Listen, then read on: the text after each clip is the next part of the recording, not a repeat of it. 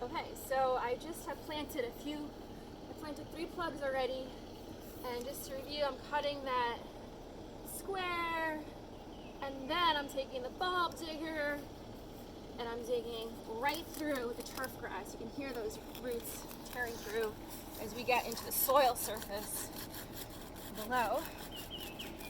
And we're gonna have enough space, you can even toss that grass over there to the side.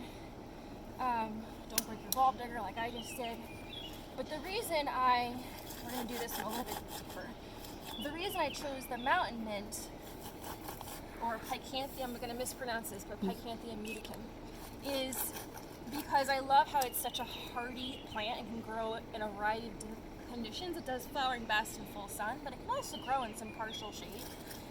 The deer don't like to eat it, which is a big thing in Westchester County. And it flowers these really nice white, unique looking flowers, whitish greenish flowers, Hundreds. from July all the way through into September. So it's a real long season bloomer. The other thing that of course I love about it at Planet Wild is that those flowers, with that such a long season bloomer, providing such high pollinator value to your landscape. So even if you have this 3 foot by 10 section of mountain mint, you've created a little pollinator hub instead of having this high maintenance brownish greenish lawn.